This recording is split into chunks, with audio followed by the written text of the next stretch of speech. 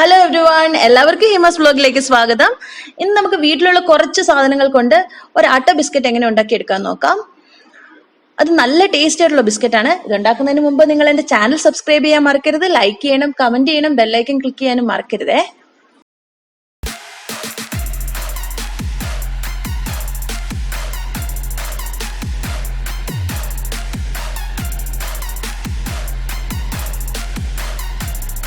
ഇനി ഇതുപോലെ നമുക്കൊരു വലിയ ബൗൾ എടുത്തിട്ട് അതിലേക്ക് നമുക്കൊരു 1/2 കപ്പ് സൺഫ്ലവർ ഓയിൽ ഒഴിച്ചു കൊടുക്കാം. ഇതിന് പകരം നിങ്ങൾക്ക് ഗീ വേണമെങ്കിൽ ഗീ ഉപയോഗിക്കാം.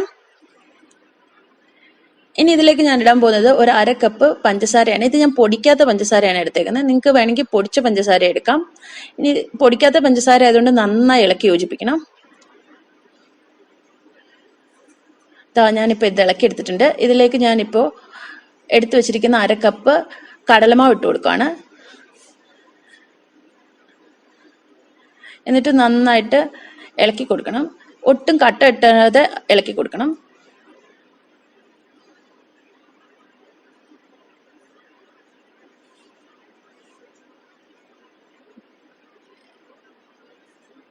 ഇനി ഇതിലേക്ക് നമുക്ക് ഇട്ട് കൊടുക്കാനുള്ളത് ഒരു പിഞ്ച് ഉപ്പും ഒരു പിഞ്ച് ബേക്കിംഗ് സോഡയും പിന്നെ 1 ടീസ്പൂൺ ബേക്കിംഗ് പൗഡറുമാണ്.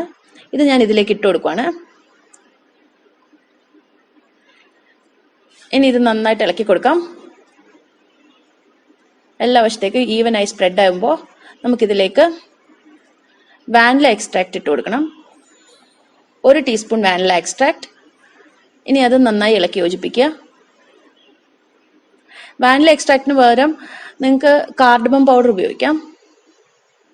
ഇനി നമുക്ക് എടുത്തു വെച്ചിരിക്കുന്ന ഗോതമ്പ് പൊടി ഇട്ട് കൊടുക്കാം. ഇത് ഏകദേശം 1 കപ്പോളമുള്ള ഗോതമ്പ് പൊടിയുണ്ട്. ഇനി ഞാനിത് കുറേശ്ശായി ഇളക്കി ഇളക്കി കൊടുക്കുവാണ്. ഇനി നമുക്ക് ബാക്കിയുള്ള ഗോതമ്പ് പൊടിയും കൂടി ഇട്ട് നന്നായി ഇളക്കിയെടുക്കണം. ഇതിപ്പോൾ ഈ ഒരു പരുവത്തിൽ വന്നിട്ടുണ്ട്. ഇനി നമുക്ക് കൈ ഉപയോഗിച്ച് നന്നായി പ്രസ് ചെയ്ത് കുഴച്ചു കൊടുക്കാം. നിങ്ങൾക്ക് ഇതിങ്ങനെ കുഴയ്ക്കാൻ പറ്റുന്നില്ലെങ്കിൽ ഇതിലേക്ക് ഒരു 2 ടീസ്പൂൺ പാൽ ഒഴിച്ചു കൊടുത്താൽ മതി. അധികം പാൽ ഒഴിക്കരുത്, 2 ടീസ്പൂൺ പാൽ. എന്നിട്ട് നന്നായി പ്രസ് ചെയ്ത് കുഴച്ച് ഒരു ചപ്പാത്തി മാവിന്റെ പരുവത്തിൽ കുഴച്ചെടുക്കണം. കണ്ടോ, ഇതുപോലെ വരണം. ഇനി ഇത് നമുക്ക് ചെറിയ ഉരുളകളാക്കി ഉരുട്ടിയെടുക്കാം. നിങ്ങൾക്ക് എത്ര വലിയ കുക്കീസ് വേണോ അതിനനുസരിച്ചുള്ള ഉരുളകൾ ഉരുട്ടിയെടുക്കണം.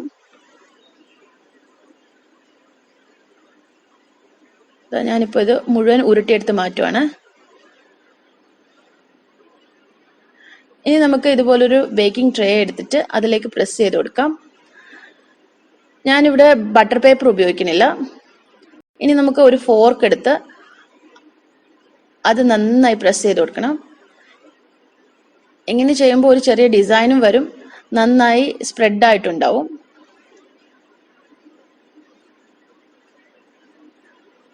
ഇതുപോലെ നമുക്ക് ബാക്കിയുള്ളതും അറേഞ്ച് ആക്കി എടുക്കാം. ഞാൻ ചെറിയ ഡിസ്റ്റൻസ് ഇട്ടാണ് അറേഞ്ച് ആക്കിയേക്കുന്നത്. ഇത് നമുക്ക് ഇനി ഓവനിലേക്ക് മാറ്റാം. ഇനി ഇത് നമുക്ക് 180 ഡിഗ്രിയിൽ പ്രീ ഹീറ്റ് ചെയ്തേക്കുന്ന ഓവനിലേക്ക് മാറ്റാം. നിങ്ങൾക്ക് ഓവൻ ഇല്ല എങ്കിൽ ഇത് കുക്കറിൽ ബേക്കാക്കാം. ഒരു കറാച്ചി ബിസ്ക്കറ്റിന്റെ വീഡിയോ ഞാൻ കുക്കറിൽ ബേക്കാക്കുന്നിട്ടുണ്ട്. സെയിം മെത്തേഡ് ഫോളോ ആക്കിയാൽ മതി. ഇപ്പൊ ഞാൻ 180 ഡിഗ്രിയിൽ 20 മിനിറ്റ്സ് ആണ് ബേക്ക് ചെയ്യാൻ പോകുന്നത്. ഇതേ സെയിം 20 മിനിറ്റ്സ് നിങ്ങൾക്ക് കുക്കറിലും ബേക്കാക്കാം. സോ 20 മിനിറ്റ്സ് കഴിഞ്ഞിട്ടുണ്ട്. ഇനി നമുക്കിത് ശരിക്കും ബേക്കായി വന്നിട്ടുണ്ട്. നമുക്ക് പുറത്തേക്ക് എടുത്ത് നോക്കാം. ശരിക്കും എക്സ്പാൻഡ് ആയി വന്നിട്ടുണ്ട്.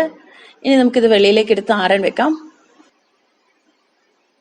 നന്നായിട്ട് എക്സ്പാൻഡ് ആയി ക്രാക്കായി വന്നിട്ടുണ്ട്. ഇത് വളരെ ഹെൽത്തി ആയിട്ടുള്ള ഒരു ബിസ്ക്കറ്റ് ആണ്. ഇനി ഇത് ഞാനൊരു കണ്ടെയ്നറിലേക്ക് മാറ്റുവാണ്. ഇത് ഏകദേശം 1 മാസത്തോളമൊക്കെ സ്റ്റോർ ചെയ്ത് വെക്കാം. കുട്ടികൾക്കൊക്കെ കൊടുക്കാൻ നല്ല ബിസ്ക്കറ്റാണ്.